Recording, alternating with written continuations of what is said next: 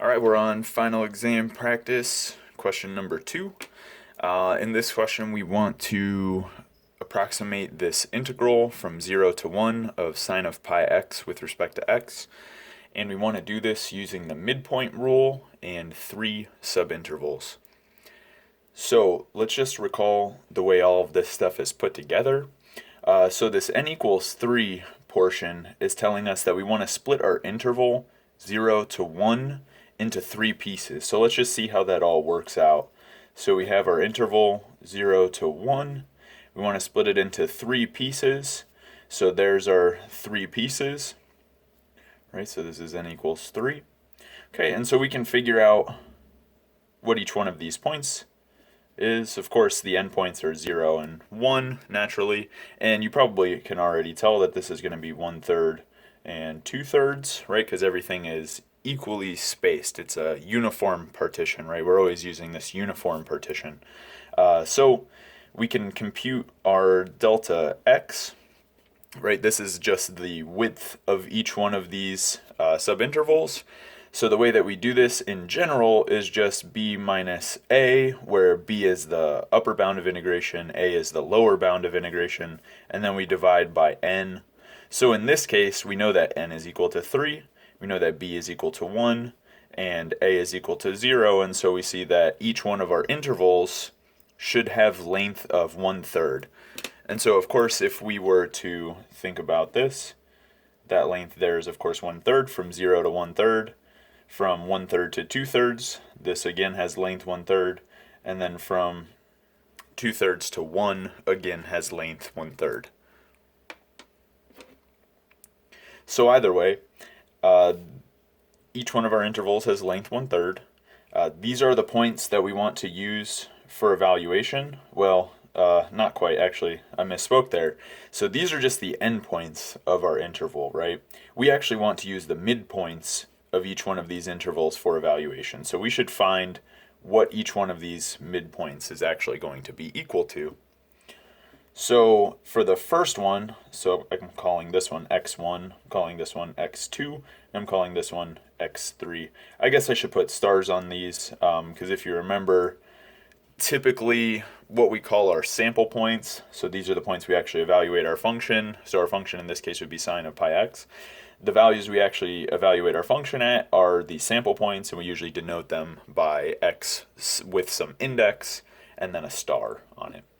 Okay, so either way, we know that x1 star is halfway between 0 and 1/3. So you probably already see that it's 1/6, but either way, let's go through the calculation, right? So we want to do the average of those 2 points, so we'll just add 1/3 to 0, and then divide by 2. And so what we get when we do that is, of course, 1/3 over 2, and this, of course, can just be rewritten as 1/6. All right. So we know the location of our first sample point, and we can find the location of any other sample point because we know the distance between each of them, and we know that it's equal to 1/3. So this delta x is playing a couple roles here. So not only is it the length of each one of our intervals, it's also the distance between each of the midpoints of those intervals. Okay, so either way, we know that our second point will just be 1/6 because that's our first sample point, and then we have to add the length of the interval to it. So that will move us from this to this point. Okay, and so this is of course, this is of course 2 over 6. So I'm just adding 1/3 and 2 over 6. Sorry, not 1/3 and 2 over 6. I'm adding 1/6 and 2 over 6, right? So, okay. As long as I can say it straight, we can do it. So 1/6 plus 2 over 6, this is 3 over 6. And of course, I can just rewrite that as 1/2. Okay, and then to get to our third and final sample point, all I'm going to do is take our previous sample point, so the second sample point, and then add, again, the length of our intervals to it. So I get 1/2 plus 1/3. I need a common denominator, so this will be 3 over 6, this will be 2 over 6, and I end up with 5 over 6. Okay, so these are our 3 sample points, 1/6, 1/2, and 5 over 6. And so the way that this works out, so in general, I'll just write the formula. So we integrate from a to b, we have some function f of x, and this we approximate by the sum starting at k equals 1 going to n, and we're looking at the value of that function, exactly what's sitting in the integrand, at our sample point. So I'll call this xk star, and then multiplying by our delta x, which we're computing as above based on the length of the total interval and the amount of pieces, the amount of equal length pieces we're breaking it into.